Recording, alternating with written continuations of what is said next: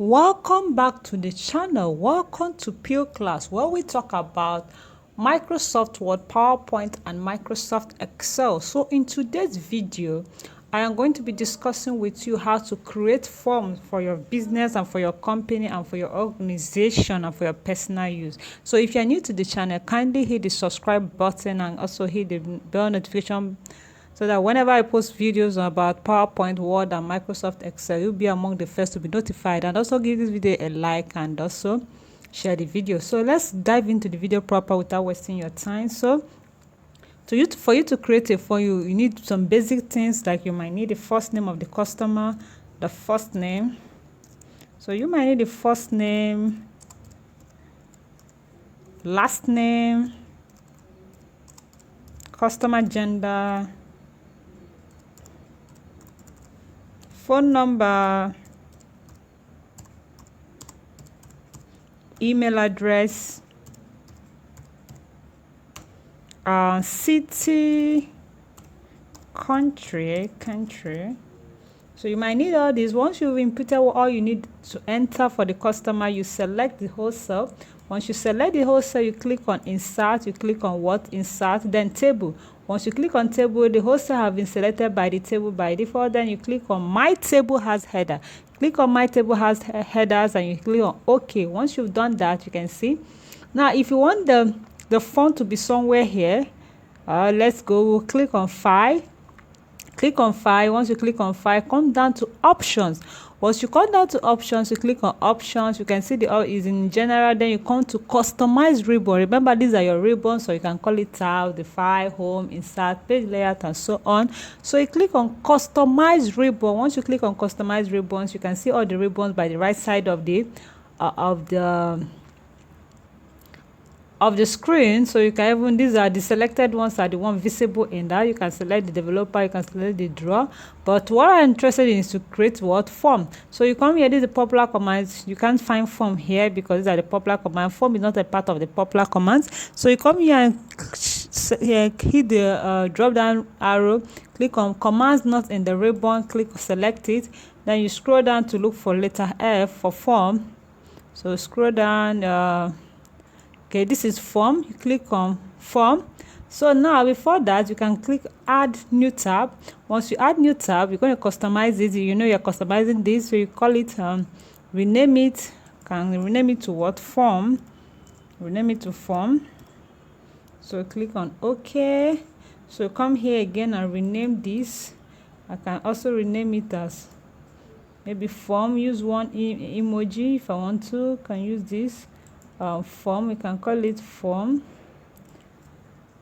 You can still call it data, anyone you want to. You click on OK. Once you have done that, then you select the form here by the left side, click on form. Then make sure that this place is being highlighted, it's being selected. If it's not selected, it's not going to work. So make sure it's been selected, then you click on add.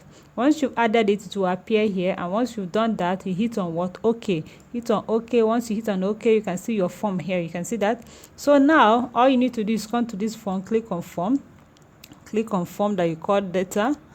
Then you can see that this is my form. So instead of you typing in here and clicking on the next, just come here and type in the first name. Maybe the first person's first name is what? John. And you click on tab.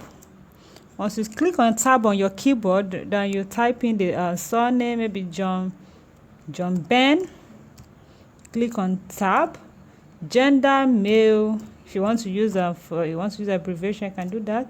Phone number you can use plus and so on. This is not a real phone number, just for the tutorial. The email address can be jb@gmail.com.